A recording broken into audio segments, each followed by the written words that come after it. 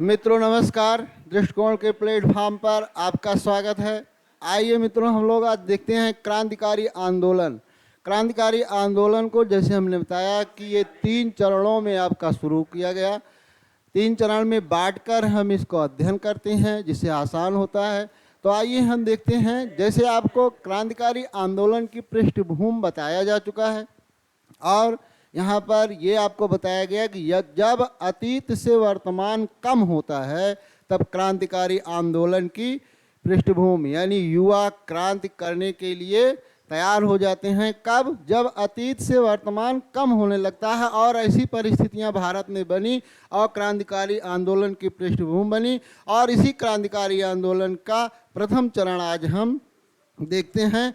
तो चलिए मित्रों, आज जो क्रांतिकारी आंदोलन का प्रथम चरण है, जैसे हमने आपको बताया कि इसे हम सुविधा के लिए 3 भागों में बांट लेते हैं। 3 भागों में क्या करते हैं? बांटते हैं। और अभी हमने ये बताया कि जब अतीत से वर्तमान आपका क्या होता है? कम होता है, तब इसकी पृष्ठभूमि बनती है। तो सबसे पहले हमें एक बार फिर से आपको बता देना चाहते हैं कि अतीत से क्या होता है? वर्तमान कम होता है। वर्तमान कम होता है तब क्रांतिकारी आंदोलन की पृष्ठभूमि बनती है। तो यहाँ पर हमें यह जानना है क्रांतिकारी आंदोलन की क्या बनती है? पृष्ठभूमि तैयार होती है। और ऐसी स्थितियाँ इस समय तक भारत में आ चुकी थी, पृष्ठभूमि बनती है। ऐसी परिस्थितियाँ भारत में अब तक आ चुकी थी और इसलिए हम क्रांतिकारी आंदोलन को पढ़ने के लिए हम 3 चरण में बांटते हैं। कितने चरण में? 3 चरण में बांट लेते हैं। 3 आपके अलग अलग यहाँ पर चरण होंगे और इन 3 चरणों में एक आपका होगा जिसे हम कहेंगे प्रथम चरण। जिसे हम क्या कहेंगे? प्रथम चरण। और प्रथम चरण जो आपका शुरू होगा, फिर उसके बाद एक आपका होगा द्वितीय चरण। द्वितीय चरण आपका होगा और इसके बाद एक आपका चरण और होगा तृतीय चरण, या हम जिसे कहेंगे तीसरा चरण आपका शुरू होता है। तीसरा चरण जो आपका शुरू होता है ये आपका 1895 ईस्वी से 1915 ईस्वी तक, 1915 ईस्वी। द्वितीय चरण जो आपका होगा 1924 से 1924 ईस्वी से 1934 ईस्वी। और तृतीय चरण जो आपका होता है ये आपका होता है द्वितीय विश्व युद्ध के दौरान। द्वितीय विश्व युद्ध जब आपका चलता है 39 से 45, तो द्वितीय विश्व युद्ध के आपके दौरान ये क्या होता है? तृतीय चरण भारत में क्रांतिकारी आंदोलन का शुरू होता है। तो आइए यहाँ पर हम 3 चरणों में इसको बांट लेते हैं और 3 चरण में बांटते हैं तो आसान भी होता है, क्रमबद्धता भी होती है और क्रमबद्ध हो जाता है तो हमें आसानी से ये याद भी होता है। तो आइए मित्रों, प्रथम चरण की अगर हम बात करें तो यहाँ पर कौन कौन सी ऐसी गतिविधियाँ की गई क्रांतिकारियों द्वारा। जैसे आपको अभी बताया गया कि इसके पहले कि एक उग्रवादी या राष्ट्रवादी और राष्ट्रवादियों ने ही प्रेरित किया युवाओं को और युवाओं में चेतना का विकास हुआ। राष्ट्रवाद का क्या हुआ? विकास हुआ। राष्ट्रवादी विचारधारा का जन्म हुआ। किनके कारण? राष्ट्रवादी या उग्रवादी आंदोलन के कारण। और कुछ क्रांतिकारी, यानी क्रांतिकारी हम उन्हें कहते हैं जो सीधे क्या करते हैं? प्रत्यक्ष कार्रवाई द्वारा शासन पर या स्वराज्य की प्राप्ति चाहते थे। यानी हम ये कह सकते हैं कि ये सीधे संघर्ष में क्या करते हैं? विश्वास करते हैं। सीधे संघर्ष करते हैं, सीधे संघर्ष करेंगे और सीधे संघर्ष के माध्यम से क्या प्राप्त करना चाहते हैं? स्वराज प्राप्त करना चाहते हैं।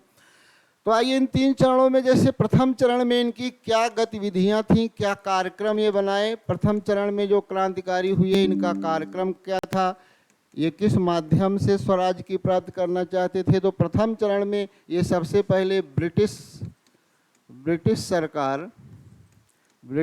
सरकार के जो आपके अधिकारी थे,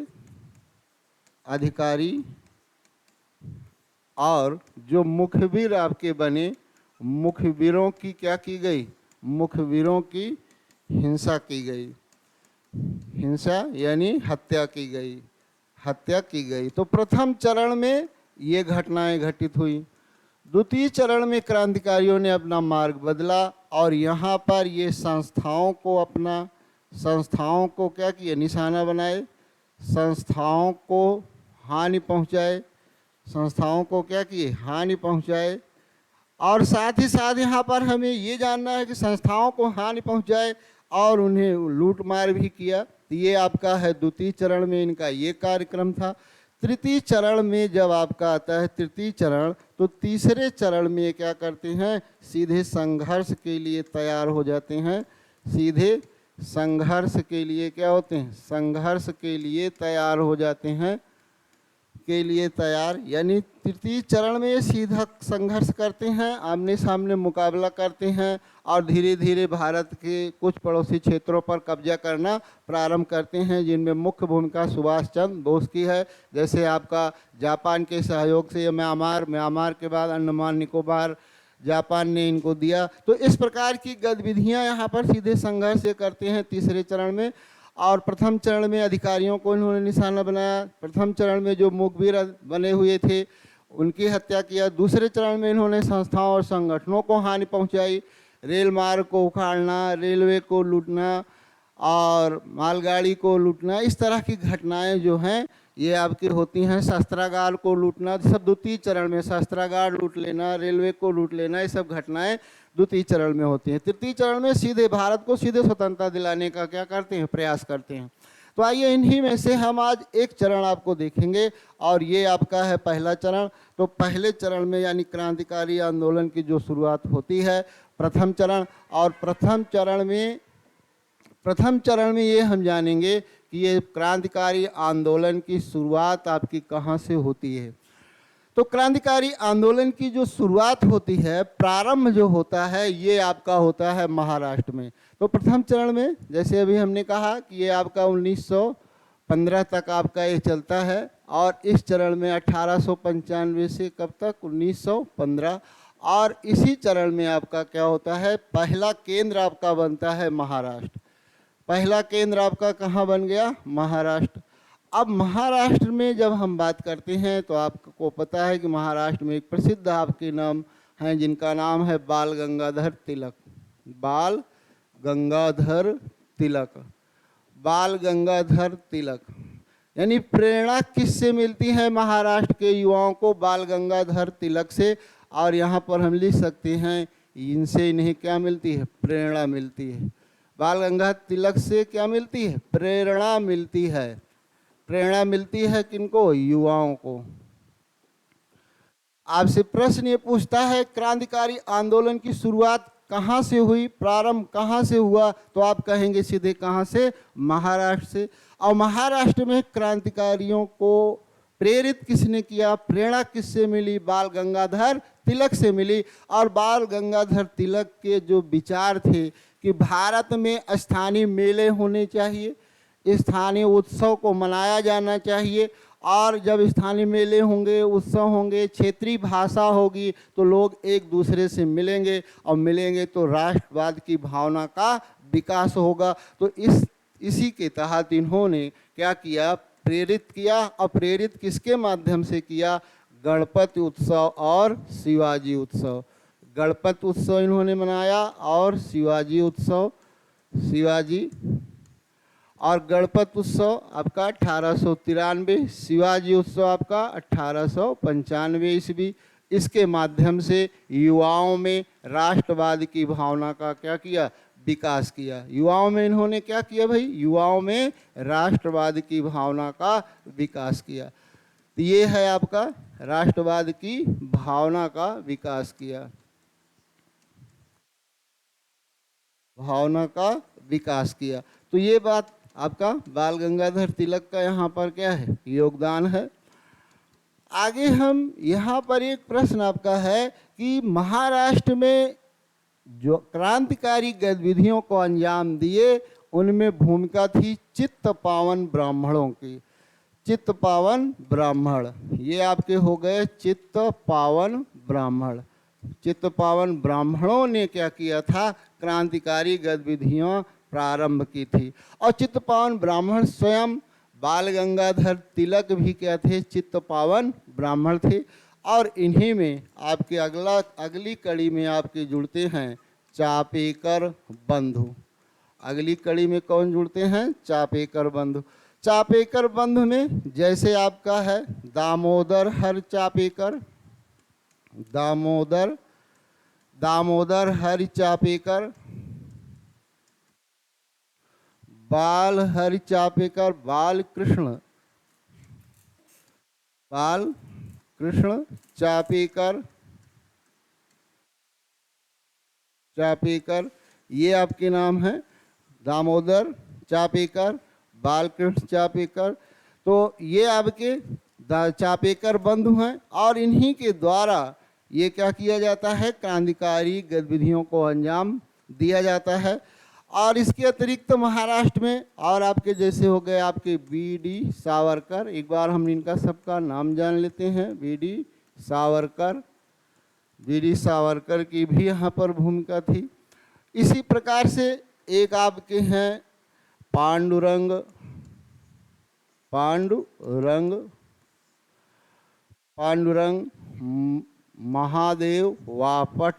महादेव वापट। और अगले इसी कड़ी में आपके हैं जैसे आपके कन्हारी गोपाल, कृष्ण जी विनायक, और विनायक, इन सब की महत्वपूर्ण भूमिका थी। इन क्रांतिकारियों ने महाराष्ट्र में क्रांतिकारी गतिविधियों को क्या किया, अंजाम दिया। तो चलिए सबसे पहले जैसे हमने कहा कि इसकी शुरुआत आपकी करते हैं चापेकर बंधु। और चापेकर बंधु में जैसे हमने आपको बताया कि बालकृष्ण चापेकर और आपके कौन हो गए, दामोदर हर चापेकर। इन्होंने एक संस्था स्थापित की जिसे हम कहते हैं व्यायाम मंडल। चलिए मित्रों, अब आगे हम देखते हैं व्यायाम मंडल की। व्यायाम मंडल है 1996, ये थोड़ा सा मिस हुआ, 1896 और 97। 1896-97 ईस्वी में ये आपका व्यायाम मंडल, और व्यायाम मंडल आपका स्थापित कहाँ किया गया, पुणे। अब पुणे आपका कहाँ, महाराष्ट्र। ये व्यायाम मंडल की क्या करते हैं, स्थापना करते हैं। कहाँ पर करते हैं, पुणे में। व्यायाम मंडल एक प्रकार से आपका है, हम कह लें कि व्यायामशाला है, जहाँ पर आजकल का जैसे हम समझ लें कि आजकल तो इस तरह का अखाड़ा आपका दिखाई देता नहीं, कम ही अखाड़े बनते हैं। कुछ अभी अखाड़े हैं, साधु संतों के अखाड़े हैं, लेकिन यहाँ पर क्या होता था, जैसे उस समय लाठी शरीर बनाना, लाठी सीखना, इस तरह का जो यहाँ पर ये सब सारे कार्यक्रम किए जाते थे। और आज धीरे धीरे अपने शरीर बनाने के लिए हम देख सकते हैं जैसे जिम लोग जाते हैं, अपने को स्वस्थ रखने के लिए कुछ भी करते हैं। तो यहाँ पर लेकिन ये व्यायाम मंडल का उद्देश्य यहाँ पर क्या था कि युवाओं को तैयार करना था। और युवा जब आपके स्वस्थ होंगे, हष्ट-पुष्ट होंगे, अन्य अस्त्र शस्त्र चलाने में निपुण होंगे, तभी गतिविधियों को क्या दे पाएंगे, अंजाम दे पाएंगे। और इसी तरीके के पूरे महाराष्ट्र में स्थापित किया गया, किसके द्वारा, चापेकर बंधु द्वारा, यानी दामोदर बालकृष्ण चापेकर, दामोदर और बालकृष्ण चापेकर द्वारा ये क्या किया गया, स्थापित किया गया। यह स्थापित हुआ और इन्हीं द्वारा एक पहली गतिविधियां भी की गई। जैसे आपका है पुणे में उस समय एक समस्या थी जिसे हम कहते हैं प्लेग की समस्या थी। और प्लेग से जुड़े हुए आपके थे मिस्टर रैंड और एम हर्ट्स, इनके मित्र थे। रैंड के, मिस्टर रैंड और एम हर्ट्स की 1897 ईस्वी में 1897 ईस्वी में इन्होंने क्या किया, हत्या कर दिया, हत्या कर दिया। तो इस प्रकार से एक घटना हुई। प्लेग कमिश्नर हैं आपके ये, प्लेग कमिश्नर मिस्टर रैंड और एम हर्ट्स की बालकृष्ण और दामोदर चापेकर बंधुओं ने क्या कर दिया, हत्या कर दिया। हुआ ये था कि प्लेग के बहाने ये लोग भारतीय घरों में प्रवेश किया करते थे, भारतीय महिलाओं के साथ दुर्व्यवहार किया करते थे, और इस कारण इन दोनों क्रांतिकारियों ने इनकी क्या किया, हत्या किया। और हत्या के बाद की परिस्थितियां ये बनती हैं कि यहाँ पर हत्या के बाद मुखबिरी कौन करते हैं, यहाँ पर मुखबिर भी बहुत थे भाई उस समय। तो मुखबिर आपके थे द्रविड़ बंधु। मुखबिर कौन बन गए, द्रविड़ बंधु। और द्रविड़ बंधु की मुखबिरी के कारण दामोदर चापेकर क्या होते हैं, गिरफ्तार होते हैं। दामोदर चापेकर प्रारंभ में क्या होते हैं, गिरफ्तार होते हैं, गिरफ्तार होते हैं और इन्हें फांसी दी जाती है, और इन्हें क्या, फांसी पर चढ़ा दिया जाता है या फांसी दे दी जाती है। तो इस प्रकार से एक घटना ये हो गई, प्लेग कमिश्नर की हत्या होती है। बाद में जब द्रविड़ बंधुओं को की क्रांतिकारियों ने हत्या किया, जैसे हमने कहा हिंसा हो रही है, हिंसा सरकारी अधिकारियों को किया जा रहा है पहले चरण में, और साथ ही साथ किसकी हिंसा की जा रही है, जो आपके बन रहे हैं कौन, जो आपके मुखबिर बन रहे हैं, सूचना दे रहे हैं। तो द्रविड़ बंधु की हत्या कर दी गई। द्रविड़ बंधु की हत्या क्रांतिकारियों ने कर दी। हत्या किसने किया भाई, क्रांतिकारी ने। और इस कारण से अन्य जो क्रांतिकारी थे, जैसे आपके हैं बालकृष्ण, वासुदेव, इन सब को क्या किया जाता है, गिरफ्तार कर लिया जाता है। वासुदेव को गिरफ्तार किया गया और इन्हें क्या दिया गया, फांसी की सज़ा, फांसी की सज़ा हुई। तो इस प्रकार से ये एक घटना आपकी हुई। यहाँ पर एक प्रश्न अब निकलता है कि भारत के कहाँ, किस राज्य में पहली बार क्रांतिकारियों ने विस्फोट किया। तो क्रांतिकारियों का पहला विस्फोट कहाँ हुआ, आपसे प्रश्न बनता है, क्रांतिकारियों का पहला विस्फोट कहाँ पर हुआ। तो क्रांतिकारियों का पहला विस्फोट जो आपका होता है, ये विस्फोट आपका होता है महाराष्ट्र में। विस्फोट कहाँ हुआ, विस्फोट महाराष्ट्र में। अगला यहाँ पर ये है, पहला विस्फोट तो महाराष्ट्र में हो गया। और यूरोपियों की पहली राजनीतिक हत्या, यूरोपियों की पहली राजनीतिक हत्या ये माना गया। यूरोपियों की पहली राजनीतिक हत्या, राजनीतिक हत्या आपकी कौन है, रैंड एम हर्ट्स की हत्या है। तो पहली राजनीतिक हत्या 1897 बालकृष्ण दामोदर हर चापेकर द्वारा कहाँ पर किया जाता है, ये Pune plague commissioner Rand, mister Rand और एम हर्ट्स की हत्या के द्वारा। आगे हम चलते हैं इसी प्रकार से। अगला महाराष्ट्र में, जैसे हम बीडी सावरकर को अभी बताए थे, एक आपका संगठन बना जिसे कहा गया मित्र मेला। इसे क्या कहा गया, मित्र मेला। मित्र मेला आपका संगठन बना 1899 ईस्वी में। 1899 ईस्वी में मित्र मेला संगठन बनाया गया। ये कहाँ बना, नासिक में। बनाया किसने, बीडी सावरकर ने। बीडी सावरकर, सावरकर आपके।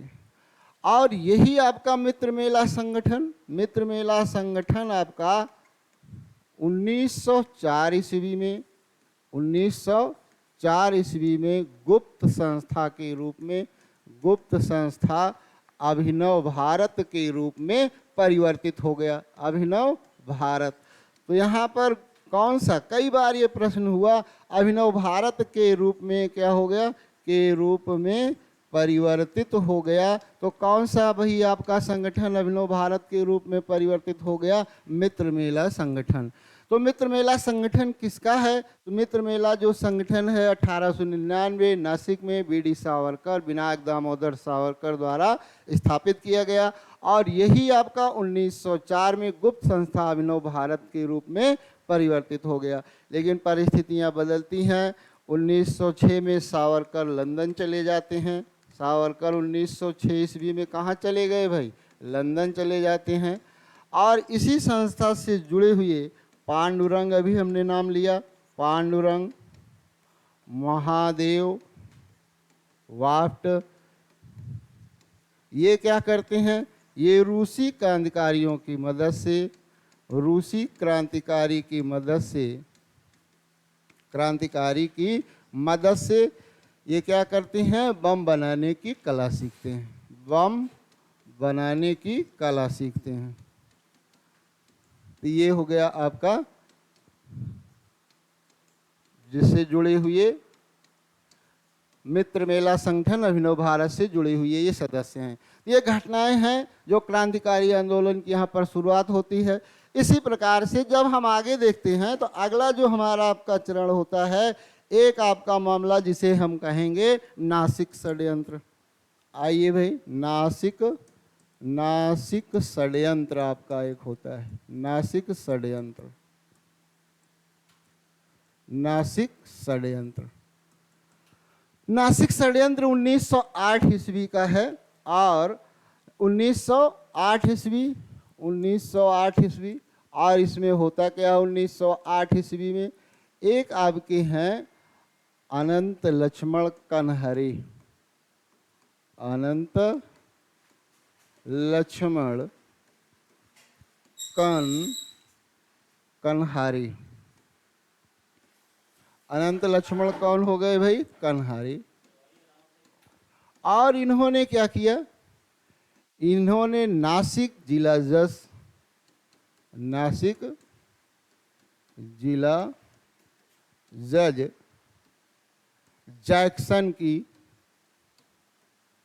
जैक्सन की गोली मारकर हत्या कर दिया। जैक्सन की क्या कर दी? हत्या।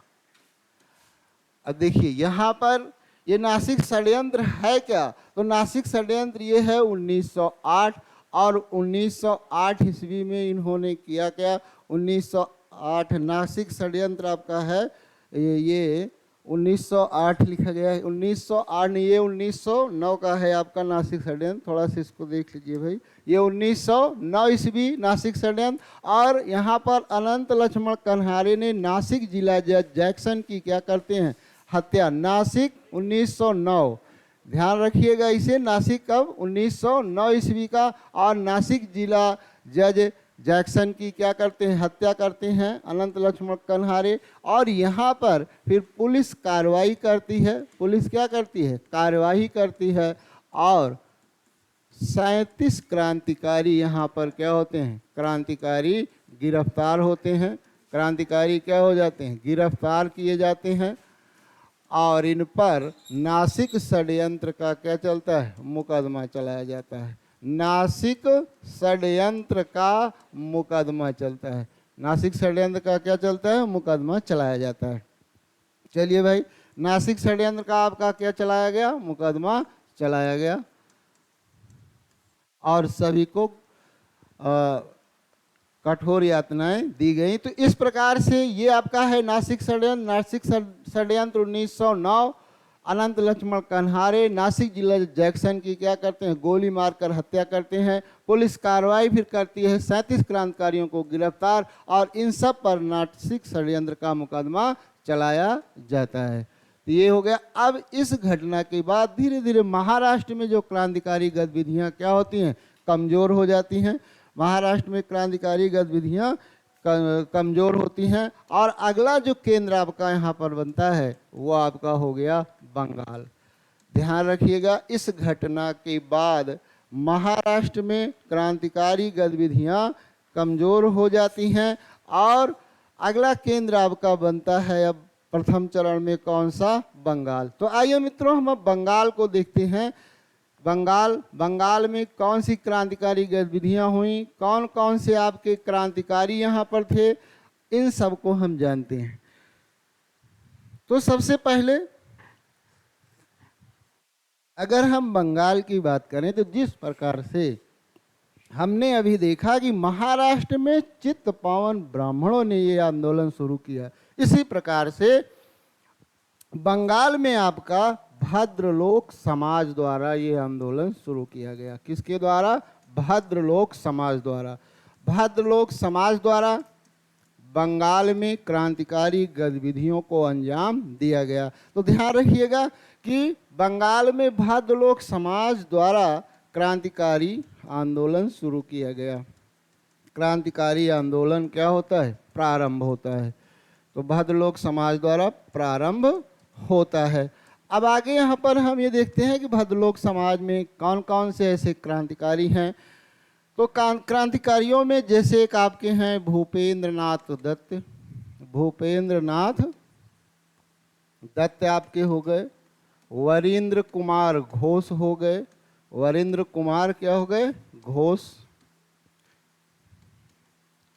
अरविंद घोष,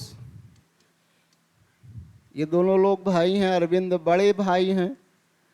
अरविंद घोष आपके हो गए। अरविंद घोष।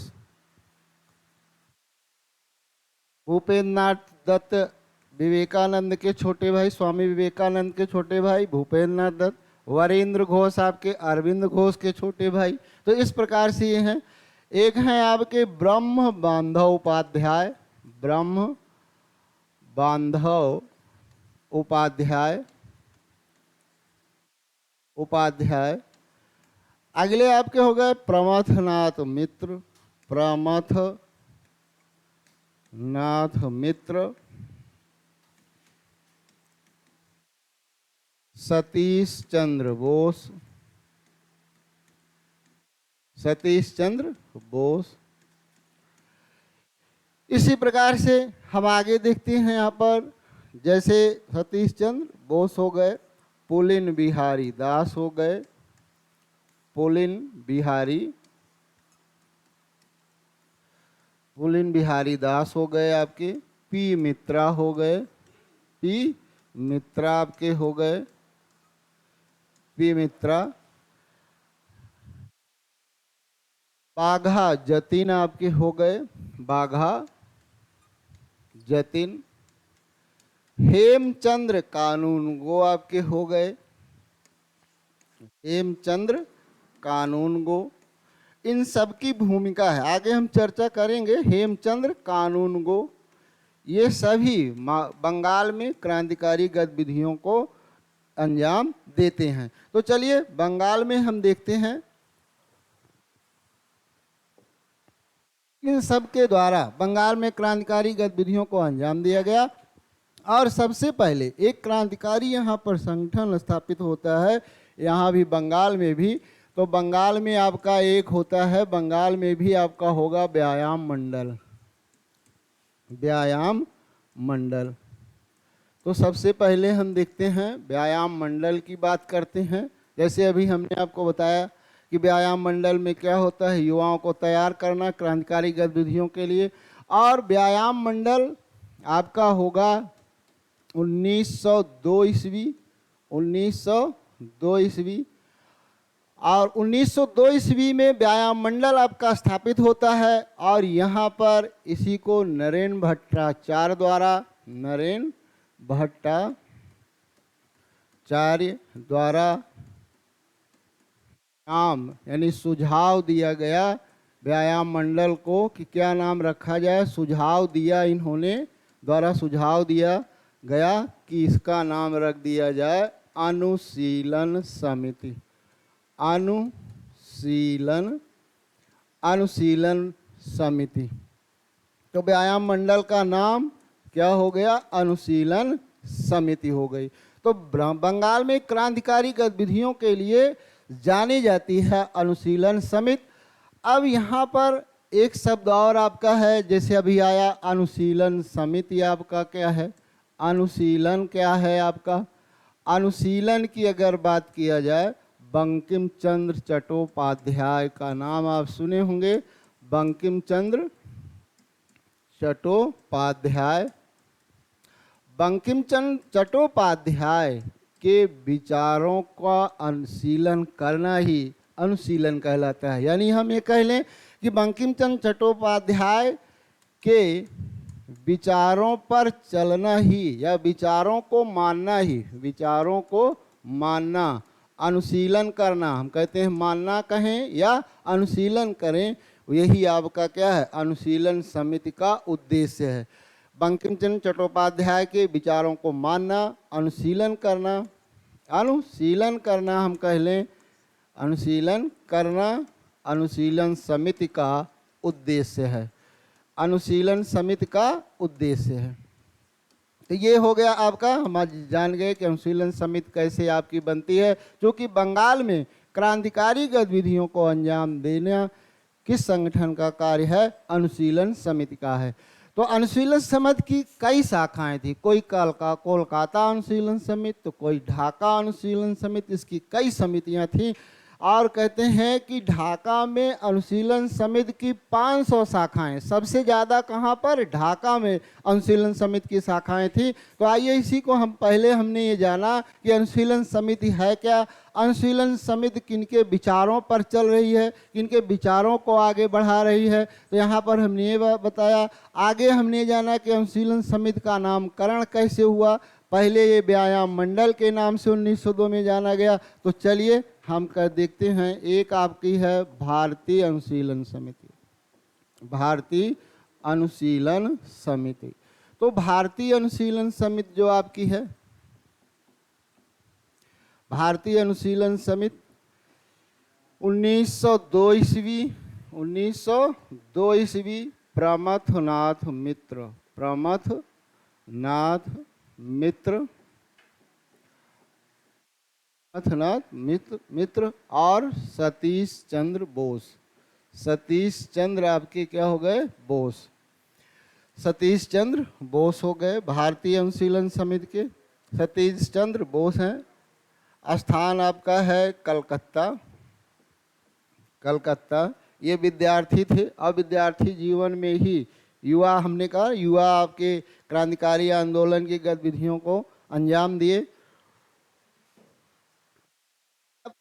भारतीय अनुशीलन समिति 1902 प्रमथनाथ मित्र और सतीश चंद्र बोस, जिसके अध्यक्ष जो आपके बनते हैं, अध्यक्ष आपके कौन हैं, अध्यक्ष हैं आपके प्रमथनाथ मित्र और उपाध्यक्ष इसके बनते हैं अरविंद घोष। उपाध्यक्ष अरविंद घोष आपके हैं, अरविंद घोष हैं। इसी प्रकार से एक समिति आपकी होती है सरला देवी, सरला देवी, सरला देवी। एक समिति का को आगे नेतृत्व किसने किया, सरला देवी, नेतृत्व प्रदान किया सरला देवी। इसी प्रकार से एक दूसरी समिति का, यानी दूसरी हो गई और एक आपकी हो गई तीसरी समिति, और तीसरी समिति का नेतृत्व किसने किया, तीसरी समिति का नेतृत्व किया अरविंद घोष ने, अरविंद घोष। तो इस प्रकार से कई अनुशीलन समितियां थीं, लेकिन जो भारतीय अनुशीलन समिति, इसकी स्थापना किसने किया, कब किया, कौन अध्यक्ष बना, ये बहुत प्रश्न भी आपसे क्या होता है, पूछा जाता है। आइए हम देखते हैं। इसी प्रकार से इस अनुशीलन समिति की एकमात्र महिला सदस्य, एकमात्र आपकी कौन है, महिला सदस्य हैं, महिला सदस्य। और उन महिला सदस्य का नाम है सिस्टर निवेदिता। सिस्टर कौन है भाई, निवेदिता हैं। एकमात्र ये क्या है, महिला सदस्य हैं, सिस्टर निवेदिता। चलिए, और आपके अनुशीलन समिति में जैसे हम देखते हैं, एक आपके अनुशीलन समिति बनती है अनुशीलन समिति, अनुशीलन समिति। और ये अनुशीलन समिति आपकी बनती है 1903 ईस्वी, 1903 ईस्वी। स्थान ये भी आपका क्या होगा, कोलकाता होगा, कोलकाता। और इसके आपके हैं वरींद्र कुमार, वरींद्र कुमार घोष, वरेंद्र कुमार घोष और भूपेंद्र नाथ दत्त। वरेंद्र कुमार घोष और भूपेंद्र नाथ दत्त हैं, भूपेंद्र नाथ दत्त हैं। इस अनुशीलन समिति का उद्देश्य क्या है? बहुत बढ़िया, यहाँ से एक प्रश्न आपका है। उद्देश्य खून के बदले खून, खून के बदले खून, यानी यदि हमें आप हत्या करेंगे या हमें हानि पहुंचाएंगे तो हम आपकी भी हत्या कर देंगे। कि खून के बदले खून किस अनुशीलन समिति का उद्देश्य है? तो अनुशीलन समिति जिसके अध्यक्ष यानी जिसके संस्थापक वरेंद्र कुमार घोष और भूपेंद्र नाथ दत्त थे, इनकी अनुशीलन समिति का उद्देश्य क्या था? खून के बदले खून। आइए आगे हम बढ़ते हैं। अगला जो आपका है ढाका अनुशीलन समिति। अगली कौन सी बनी आपकी? ढाका अनुशीलन समिति। ये सब आपके हैं, भारतीय अनुशीलन समिति, ढाका अनुशीलन समिति। ढाका अनुशीलन समिति 1905 ईस्वी, 1905 स्थान आपने अभी देखा, ढाका नाम ही है, ढाका अनुशीलन समिति नाम ही है। तो ढाका आपका है बंगाल, ढाका में इसका केंद्र बनाया गया। और यहीं पर ढाका में अनुशीलन समिति की सर्वाधिक शाखाएं हैं। ढाका में अनुशीलन समिति की सर्वाधिक क्या हैं? शाखाएं हैं। अनुशीलन समिति की सर्वाधिक शाखाएं कहाँ पर हैं? ढाका में हैं। सर्वाधिक शाखाएं ढाका में हैं। तो इस प्रकार से हमने देखा कि सर्वाधिक शाखाएं कहते हैं 500 शाखाएं कहाँ पर हैं? 500 शाखा कहाँ पर है? ढाका में। तो ये हो गया। और यहाँ पर ढाका जो अनुशीलन समिति आपकी बनती है, ये इसके जो आपके संस्थापक होते हैं, संस्थापक पुलिन बिहारी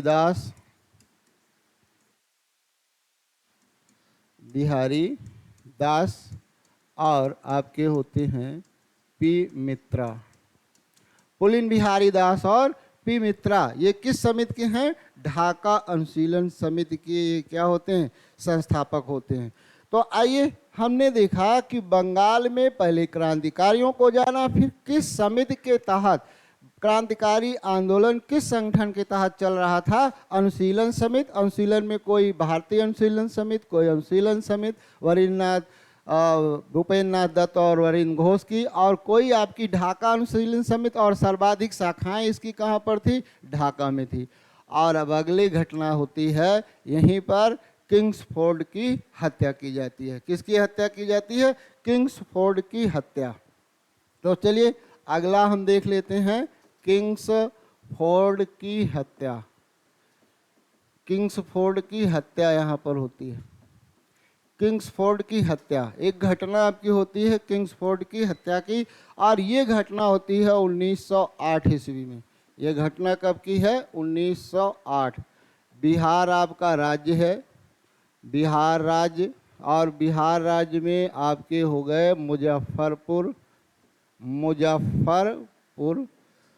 मुजफ्फरपुर आपका क्या हो गया? जिला। और यहाँ के जज आपके थे, जिला जज आपके कौन थे? जज थे किंग्सफोर्ड। इनकी गाड़ी पर बम फेंका गया। इनकी गाड़ी पर क्या किया गया? बम फेंका गया। हत्या का यहाँ पर प्रयास हुआ, इनकी गाड़ी पर बम फेंका गया। किंग्सफोर्ड बच गए। किंग्सफोर्ड क्या हो जाते हैं? बच गए। लेकिन यहाँ पर मृत्यु किसकी होती है? कनेडी इनके एक मित्र थे जो भारतीयों के संदर्भ में काफ़ी चिंतक थे, और इनकी पत्नी और पुत्री की मृत्यु हो जाती है। पत्नी और पुत्री की मृत्यु। तो ये घटना आपकी किंग्सफोर्ड हत्या का यहाँ पर क्या किया गया? प्रयास किया गया, और किंग्सफोर्ड बच जाते हैं। ये हैं मुजफ्फरपुर जिले के क्या थे? जज थे। इनकी गाड़ी पर बम फेंका गया। अब बम फेंका कौन भाई? प्रफुल्ल चाकी और खुदीराम बोस।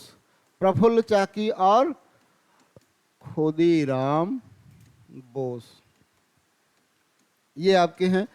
प्रफुल्ल चाकी और खुदीराम बोस द्वारा इन पर क्या किया गया, बम फेंका गया, लेकिन किंग्सफोर्ड बच जाते हैं और मृत्यु हो जाती है। कैनेडी की पत्नी और पुत्री की मृत्यु हो जाती है।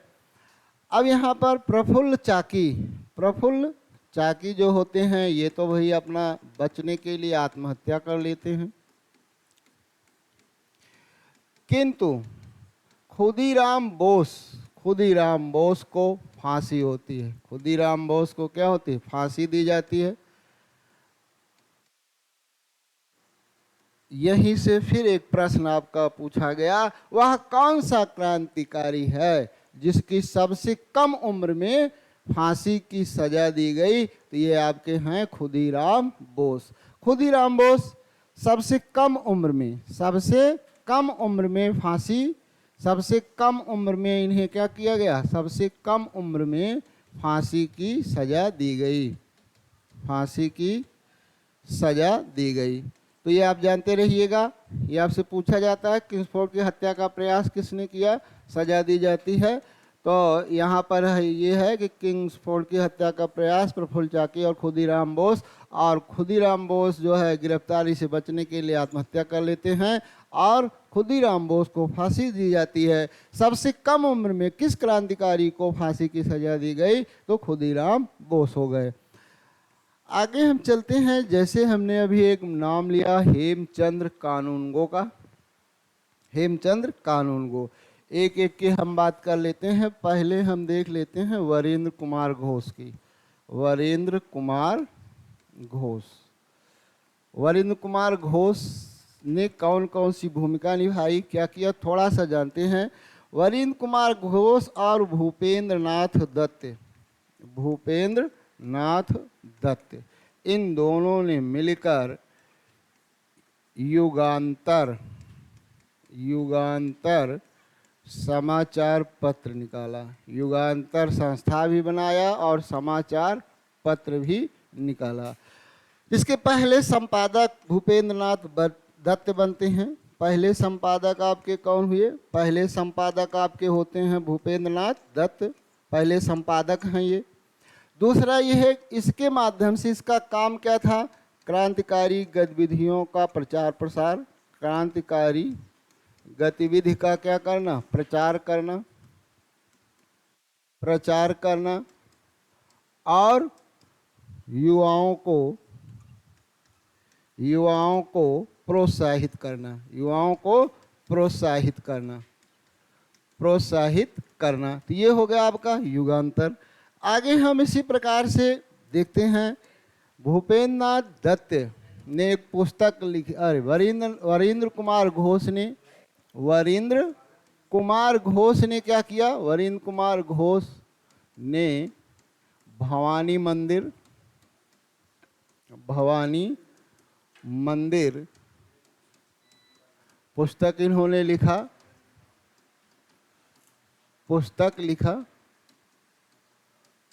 भवानी मंदिर नाम की इन्होंने क्या लिखा, पुस्तक लिखा। चलिए आगे बढ़ते हैं। इसी प्रकार से अगर हम बात करें अब अरविंद घोष का एक समाचार पत्र है वंदे मातरम और दूसरा इनका समाचार पत्र है कर्मयोगिनी। तो वंदे मातरम के माध्यम से तो इन्होंने प्रचार किया और दूसरा समाचार पत्र आपका कर्मयोगिनी में छपे लेख के कारण इनके खिलाफ वारंट जारी हुआ। क्या जारी हो गया भाई? वारंट जारी हो गया और इससे बचने के लिए फिर ये वहाँ से भाग लिए और भागकर कहाँ पहुँचते हैं? पांडिचेरी।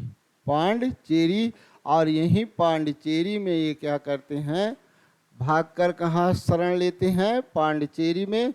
और पांडिचेरी में ये अपना एक बनाते हैं आश्रम। पांडिचेरी में क्या बनाते हैं? आश्रम। और उस आश्रम का नाम है ओरविले आश्रम ये बनाते हैं। आश्रम बनाए, आश्रम का नाम ओरविले। और सक्रिय राजनीति से इन्होंने संन्यास ले लिया। सक्रिय राजनीति से अब क्या ले लेते हैं? संन्यास। ये हो गया आपका अरविंद घोष की कहानी।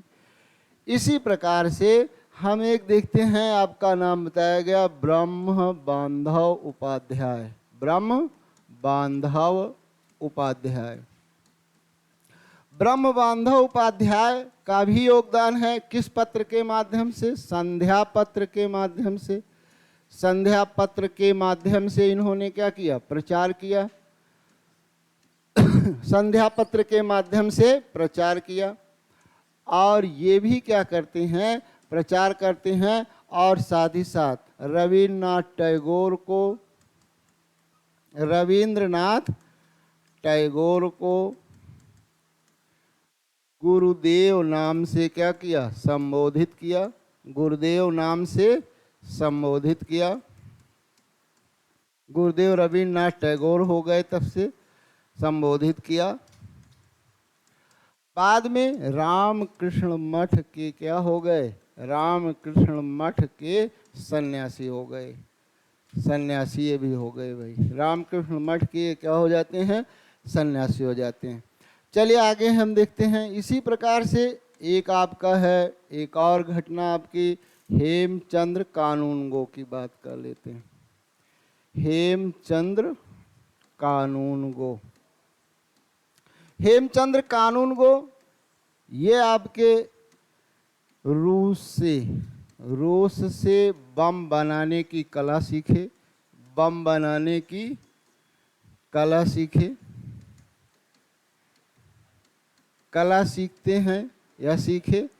1908 ईस्वी में भारत आते हैं। 1908 ईस्वी में क्या कहाँ आते हैं? भारत आते हैं। आगे यहाँ पर इन्होंने किया क्या? मणिकतल्ला बंगाल, मणिकतल्ला में बम बनाने का कारखाना बनाया। बम बनाने का क्या किया? कारखाना स्थापित करते हैं। और यहीं पर कारखाना स्थापित किए। और पुलिस कार्रवाई यानी पुलिस मणिकतल्ला पर क्या करती है? छापा मारती है। सभी क्रांतिकारी आपके क्या होते हैं? सभी क्रांतिकारी गिरफ्तार होते हैं। सभी क्रांतिकारी गिरफ्तार। और 34 क्रांतिकारियों पर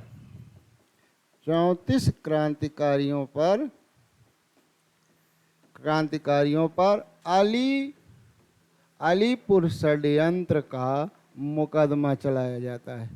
अलीपुर षड्यंत्र का क्या चलता है? मुकदमा चलाया जाता है। ये सब षड्यंत्र भी आपसे पूछता है, ध्यान रखिएगा। मुकदमा चलाया जाता है। तो पहला षड्यंत्र मुकदमा, ये मुकदमा आपका 1908 में चलता है। और इसी समय 1908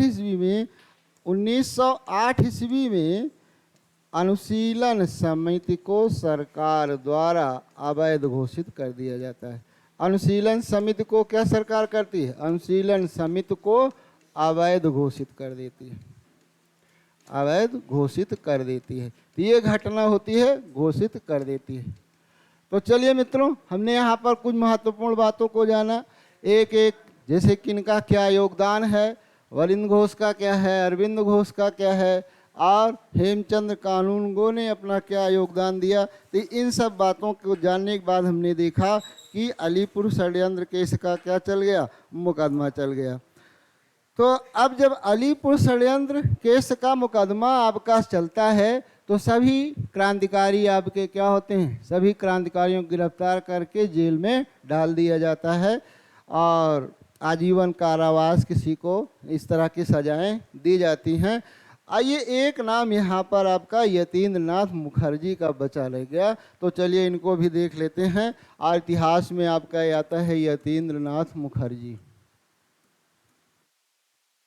चलिए, यतीन्द्रनाथ मुखर्जी, और इन्हीं को यतीन्द्रनाथ मुखर्जी को ही बाघा जतिन के नाम से, यतीन्द्रनाथ मुखर्जी, बाघा जतिन, जतीन्द्र हैं ये, बाघा जतिन के नाम से क्या होता है?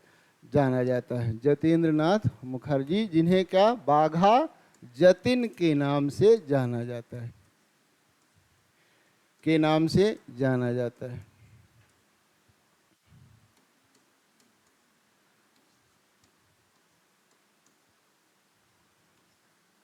आगे यहाँ पर इन्होंने एक पुलिस अधिकारी शमसुल आलम की क्या कर देते हैं, हत्या करते हैं, लेकिन किसी तरीके से ये मुकदमे से बच जाते हैं।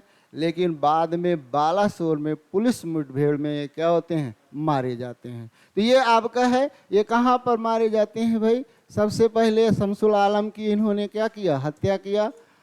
और लेकिन ये क्या होते हैं, किसी तरीके से मुकदमे में बचते हैं, लेकिन बालासोर में पुलिस मुठभेड़ में क्या होते हैं, बालासोर पुलिस मुठभेड़ में ये क्या होते हैं, मारे जाते हैं। तो ये आपकी घटना हो गई।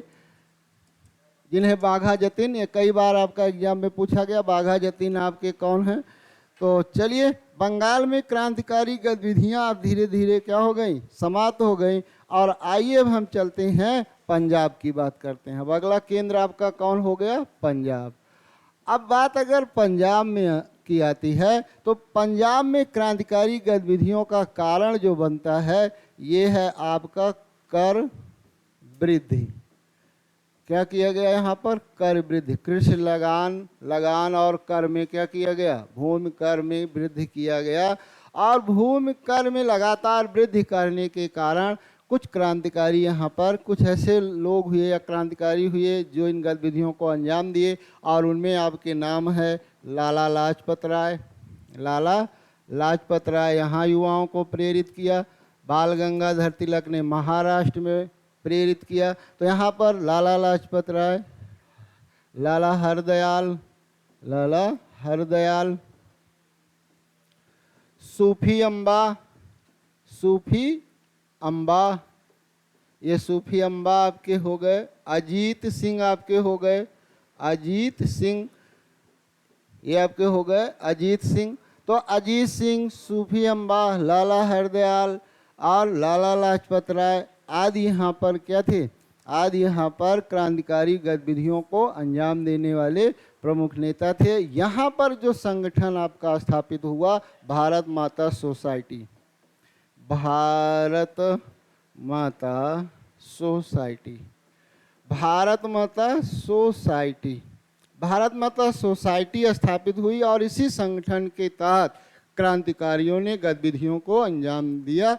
तो भारत माता सोसाइटी आपकी कहाँ स्थापित होती है, पंजाब। 1904 ईस्वी में सूफी अम्बा यतीन्द्र मोहन चटर्जी, यहाँ मुखर्जी हैं, यहाँ यतीन्द्र मोहन चटर्जी हैं, यतीन्द्र मोहन चटर्जी, लाला लाजपत राय। तो इन लोगों द्वारा यहाँ पर भारत माता सोसाइटी की क्या किया गया, स्थापना किया गया। और इसी के तहत क्रांतिकारी गतिविधियों को अंजाम दिया गया। चलिए आगे हम देखते हैं, एक केंद्र आपका और बनेगा जहाँ, जिसे हम कहेंगे मद्रास। मद्रास में जो क्रांतिकारी आपकी गतिविधियाँ हैं, यहाँ पर भारत माता समिति द्वारा किया गया। भारत माता क्या हो गई, भारत माता समिति आपकी बनाई गई। भारत माता समिति, वंची अय्यर, नीलकंठ ब्रह्मचारी। नीलकंठ कौन हो गए, ब्रह्मचारी। ये आपके हो गए भारत माता समिति से जुड़े हुए लोग। और यहाँ पर एक आपके जिला जज हैं, जिला जज, और उन जिला जज का नाम है आसे। जिला जज आसे की क्या की गई, हत्या। जिला जज आसे की हत्या 1911 ईस्वी। तो ये आपका, ये कहाँ पर हो गया भाई, ये आपका हो गया मद्रास में। तो भारत में इस प्रकार से क्रांतिकारी गतिविधियाँ चली। महाराष्ट्र में चली, बंगाल में चली, पंजाब में चली, और कहाँ पर, मद्रास में। आगे हम देखते हैं, इसी समय, इसी प्रथम चरण के दौरान भारत से बाहर ब्रिटेन में, अमेरिका में, कनाडा में, भारत से बाहर भी क्रांतिकारी गतिविधियाँ हुई। तो आइए हम अब उनको देखते हैं कि भारत से बाहर कौन कौन से संगठन स्थापित हुए और इनका क्या योगदान है। तो चलिए आगे देखते हैं, हम भारत से बाहर की बात करते हैं। भारत से बाहर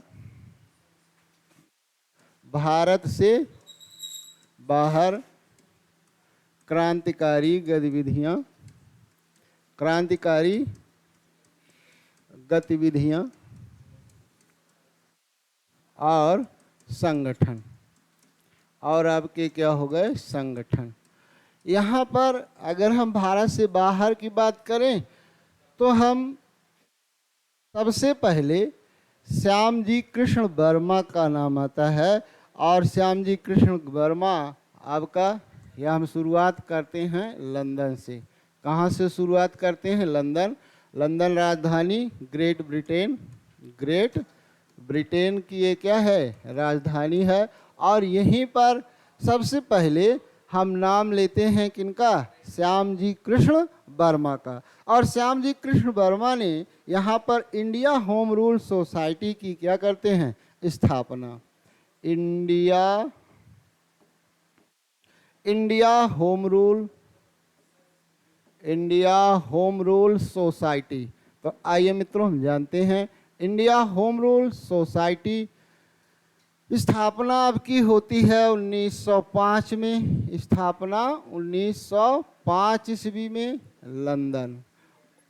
स्थापना 1905 ईस्वी।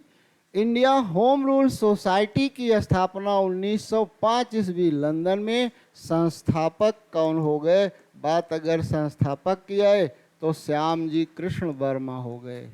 श्यामजी कृष्ण वर्मा कहाँ पर, लंदन में। यहीं पर आपका एक बनाया गया इंडिया हाउस। क्या बनाया गया इनके द्वारा, इंडिया हाउस। यहाँ पर क्या था, इंडिया हाउस क्रांतिकारियों के रहने की यहाँ पर सुविधा थी। क्रांतिकारियों के रहने का एक प्रकार सा क्या था, रहने का आवास, या हम कह सकते हैं क्रांतिकारियों के रहने का ये केंद्र था। कौन, इंडिया हाउस।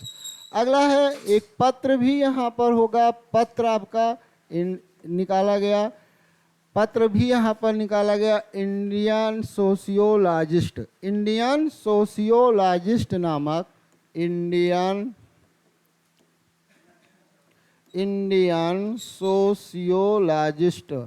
सोशियोलॉजिस्ट नामक एक आपका क्या निकाला गया, सोशियोलॉजिस्ट नामक पत्र भी निकाला गया।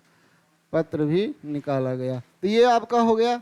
बहुत पूछा जाता है कि इंडिया होम रूल सोसाइटी की स्थापना 1905 में, कहाँ पर, लंदन में। संस्थापक कौन, श्यामजी कृष्ण वर्मा हो गए। इंडिया हाउस क्या है, क्रांतिकारी यहीं पर जाके अपना रहते थे, जैसे बीडी सावरकर आदि सब जो भी देश से बाहर उस समय पुलिस से बचने के लिए भागे, उनका शरण स्थली कौन बना, इंडिया हाउस बना। ये क्रांतिकारी वहीं पर जा कर के अपना रहते थे। आगे यहाँ पर ये हम देखते हैं, इसके जो उपाध्यक्ष बनाए गए अब्दुल्ला सुहरावर्दी बनाए गए। उपाध्यक्ष कौन बन गए, उपाध्यक्ष यहाँ पर बन गए अब्दुल्ला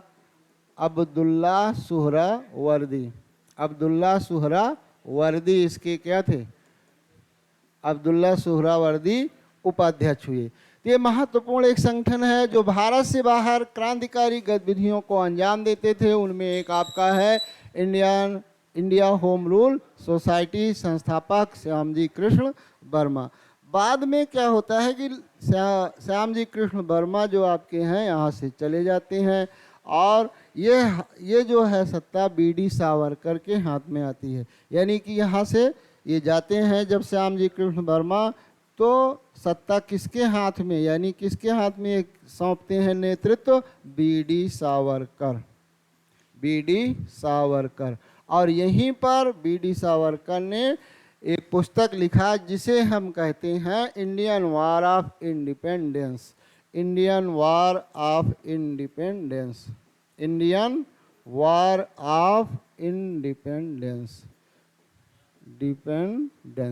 तो ये आपका यहीं पर 1857 यहीं पर बिनाक दामोदर सावरकर ने ये रचना लिखा था। तो चलिए मित्रों, इसी प्रकार से हमने देख लिया, एक हो गया आपका इंडियन होम रूल सोसाइटी, और भारत से बाहर अगला जो आपका केंद्र होता है वो केंद्र के रूप में हम जानते हैं जर्मनी। चलिए, तो जर्मनी की अगर हम बात करें तो जर्मनी आपके पहुंचते हैं कौन? मैडम भीकाजी कामा। मैडम भीकाजी रुस्तम कामा। मैडम भीकाजी रुस्तम कामा। तो आइए अब हम जानते हैं इनके विचारों को, मैडम भीकाजी रुस्तम कामा के। मैडम भीकाजी रुस्तम कामा, पूरा नाम है इनका भीकाजी रुस्तम कामा। अब इनके बारे में जानते हैं। ये मुंबई कहाँ के हैं भाई? बम्बई। बम्बई पारसी परिवार से संबंधित हैं। बम्बई पारसी परिवार से क्या है? संबंधित हैं। और भीकाजी कामा 1902 ईस्वी में 1902 ईस्वी में भारत को छोड़ती हैं। 1902 ईस्वी, और ये यूरोप के देशों में पहुंचती हैं। यूरोप के देश, और यूरोप के देश में आपके पहुंचती हैं। सबसे पहले ये पेरिस में, पेरिस इनका क्या होता है? निवास होता है। पेरिस इनका निवास बनता है। पेरिस फ्रांस की राजधानी, और यहीं पर आपका सरदार सिंह राणा के साथ सरदार सिंह राणा के साथ ये क्या होती हैं? रहती हैं राणा के साथ। और कहाँ पर? पेरिस। 1902 ईस्वी भारत छोड़ती हैं, यूरोप पहुँचती हैं। और एक आपकी घटना होती है 1907 ईस्वी में। कौन सा है? 1907 ईस्वी। और 1907 ईस्वी में स्टुटगार्ड जर्मनी में, स्टुटगार्ड जर्मनी में, स्टुटगार्ड जर्मनी में इन्होंने तिरंगा झंडा फहराया। कौन सा झंडा फहराया भाई? तिरंगा झंडा। तिरंगा झंडा फहराया। हरा, पीला, लाल रंग का, हरा पीला और किस रंग का? हरा पीला लाल रंग का, लाल रंग का तिरंगा झंडा ये फहराते हैं। कहाँ पर? स्टुटगार्ड जर्मनी में। कौन फहराते हैं? मैडम भीकाजी रुस्तम कामा। और इस समय अंतर्राष्ट्रीय समाजवादी कांग्रेस का अधिवेशन चल रहा था। किस अवसर पर? अंतर्राष्ट्रीय समाजवादी कांग्रेस का, अंतर्राष्ट्रीय समाजवादी कांग्रेस का, समाजवादी कांग्रेस का क्या चल रहा था? अधिवेशन चल रहा था।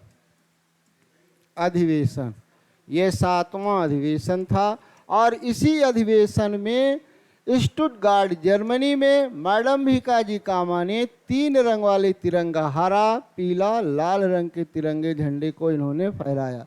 और यहाँ पर इनके झंडे में क्या लिखा होता था भाई? इनके झंडे में एक तरफ आपका कमल बना है, बीच में आपका ये वंदे मातरम है। बीच में क्या है? वंदे मातरम लिखा हुआ है।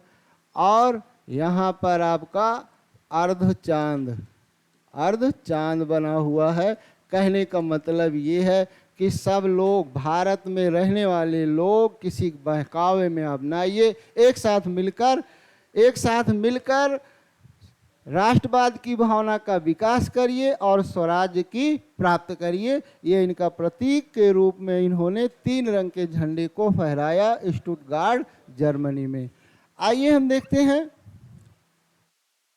इनके कुछ कथन हैं। हम भारत के हैं, भारत हमारा है, ठीक है, इस तरह के इनके कुछ कथन हैं कि हम हिंदुस्तानी हम हैं, हिंदुस्तान हिंदुस्तानियों के लिए, इस तरह का एक इनका कथन है। क्या कथन है? कि हम, चलिए ऐसे बता दे रहे हैं, हम क्या हैं? हिंदुस्तानी हैं, हिंदुस्तान हिंदुस्तानियों के लिए है। इस तरह का कथन किसने कहा था? मैडम भीकाजी कामा। हम हिंदुस्तानी हैं, हिंदुस्तान हिंदुस्तानियों के लिए है। यह कथन किसका है? मैडम भीकाजी कामा का है। और यही इसी कारण इन्हें जो है क्रांतिकारियों की माता कहा गया। क्रांतिकारियों की माता किसे कहा जाता है? ये प्रश्न आपसे पूछा जाए तो क्रांतिकारियों की माता आपकी कौन हो गई?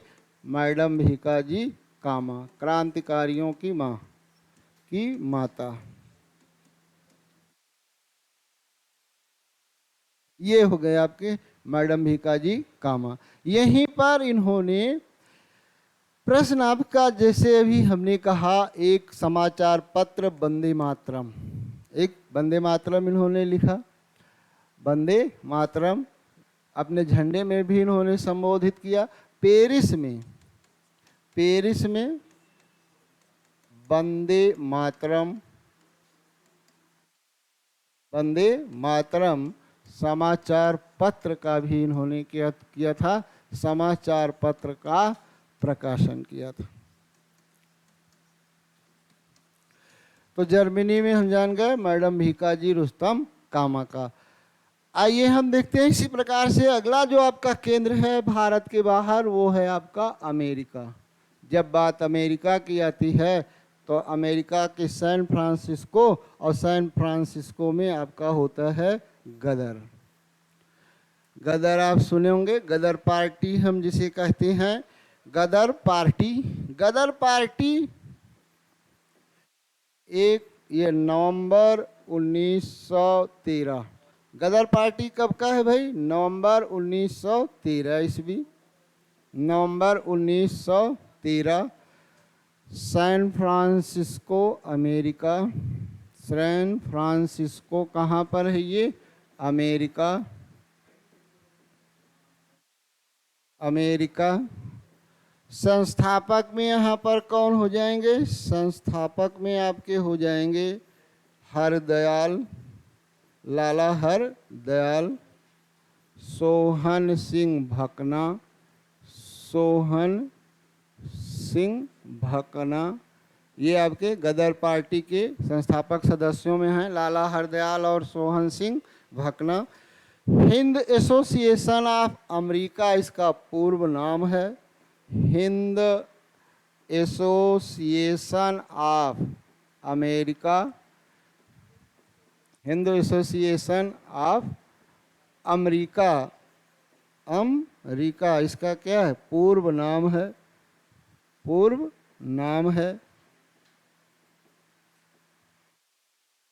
हिंद एसोसिएशन ऑफ अमेरिका, इसका पूर्व नाम। कभी आपसे पूछा भी जाता है गदर पार्टी को किस नाम से? हिंद एसोसिएशन ऑफ अमेरिका नाम से भी इसे क्या है पहले जाना जाता था, और बाद में इसका नाम क्या हो गया? गदर पार्टी हो गया।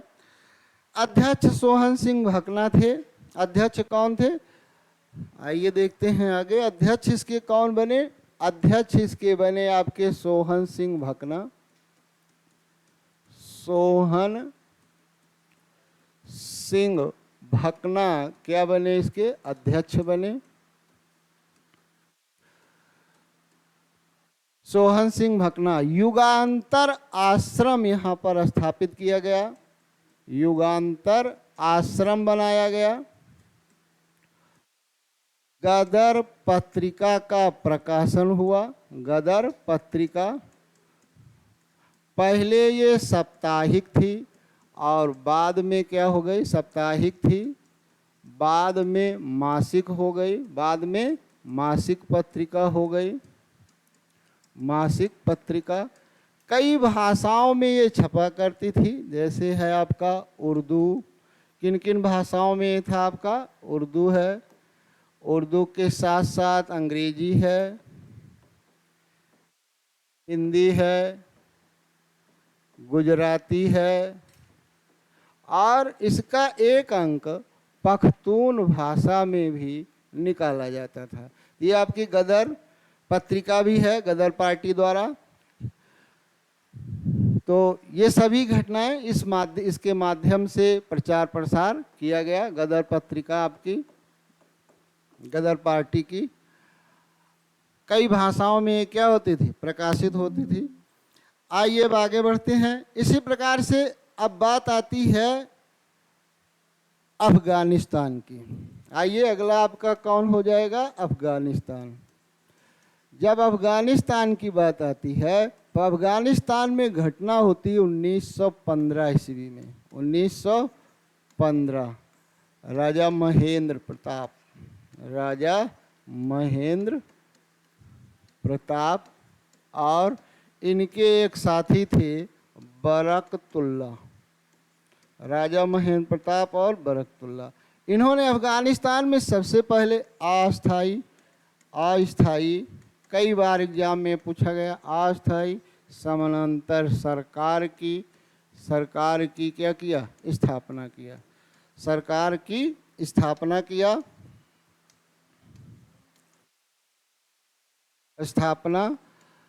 राष्ट्रपति इसके कौन बनते हैं? बात अगर राष्ट्रपति की आए कि राष्ट्रपति कौन थे, तो यहाँ पर राष्ट्रपति आपके होते हैं राजा महेंद्र प्रताप, राजा महेंद्र प्रताप। और प्रधानमंत्री कौन इसमें बनती हैं? तो प्रधानमंत्री आपके बने बरकतुल्ला। ये आपके क्या बनते हैं? प्रधानमंत्री। तो इस प्रकार से ये प्रश्न आपका कई बार आ चुका है। अफगानिस्तान में अस्थायी समानांतर सरकार का गठन किसने किया? राजा महेंद्र प्रताप बरकतुल्ला। यह कहाँ पर स्थापित हुआ? यह अफगानिस्तान का एक बहुत परिचित आपका शहर जिसका नाम है काबुल। कौन सा है भाई? काबुल। अफगानिस्तान की राजधानी क्या है? तो चलिए इसी प्रकार से हम देखते हैं कुछ घटनाएं। और एक प्रकरण आपका है, एक दो प्रकरण को जान लेते हैं। जैसे एक प्रकरण आपका है कामागाटा मारू प्रकरण। कामागाटा मारू प्रकरण ये आपका है 1914 ईस्वी। कामागाटा मारू प्रकरण कब का है? 1914 ईस्वी का है। और ये है क्या? ये एक जहाज का नाम है। एक जहाज का क्या है? जहाज का नाम है। ये प्रकरण क्या है? पूरी प्रकरण के बारे में जान लेते हैं। जहाज का नाम है। जहाज को किराए पर लिया किसने?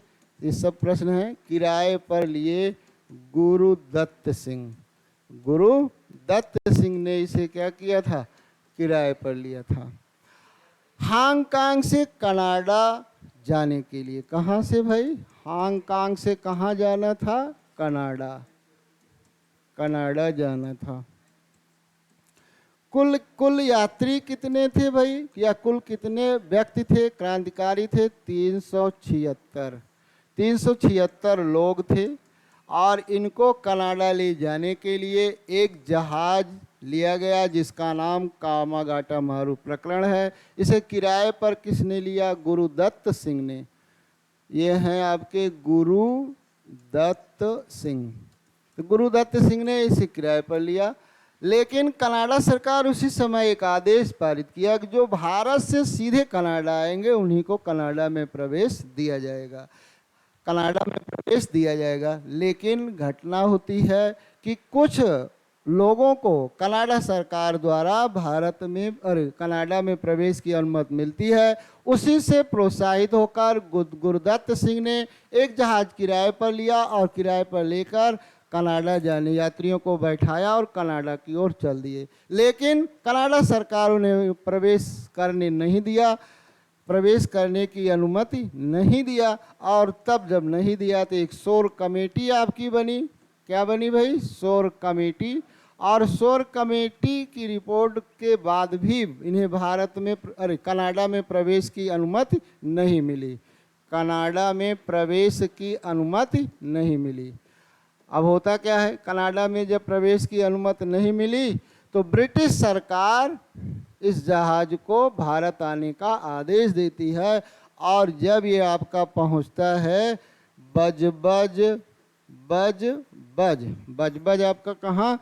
बजबज आपका है कोलकाता। तो यहाँ पर क्रांतिकारियों में झड़प होती है। कुछ क्रांतिकारी मारे जाते हैं और कुछ को जेल में डाल दिया जाता है। यही क्रांतिकारी घटना कामागाटा मारू प्रकरण के नाम से जानी जाती है।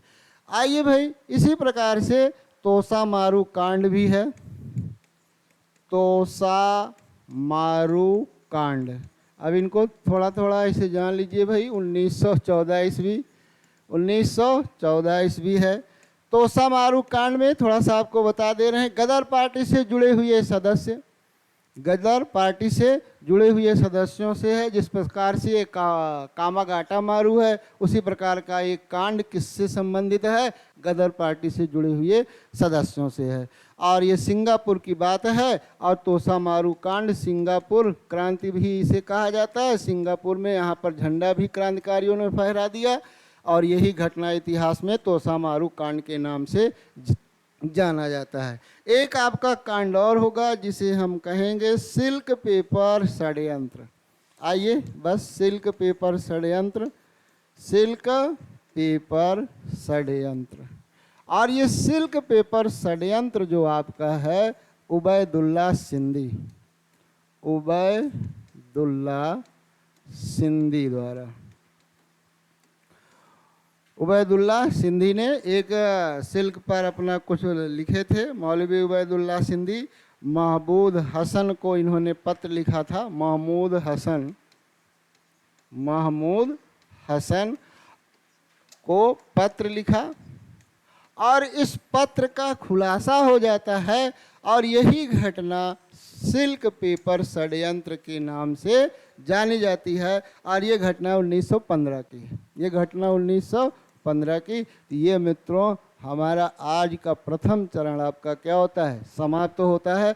प्रथम चरण में देखा हमने, ये बहुत आप चर्चा में सुने होंगे, ये भी आप जानते रहिएगा। तोसा मारू कांड किन यात्रियों से संबंधित है? गदर पार्टी से जुड़े हुए सदस्यों से संबंधित है।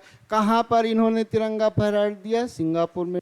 अगला सिल्क पेपर षड्यंत्र, ये तो आपके एग्जाम में आ चुका है। उबैदुल्ला सिंधी ने महमूद हसन को एक पत्र लिखा 1915 में, और इस पत्र का खुलासा हो जाता है। इस घटना को कहा जाता है सिल्क षड्यंत्र। आइए मित्रों, यहाँ तक प्रथम चरण आज समाप्त किया गया। अब अगली क्लास में हम द्वितीय और तृतीय चरण को एक साथ समाप्त करने का प्रयास करेंगे। यदि आपको अच्छा लगे तो आप लाइक सब्सक्राइब जरूर करिएगा। एक बार फिर सबको नमस्कार।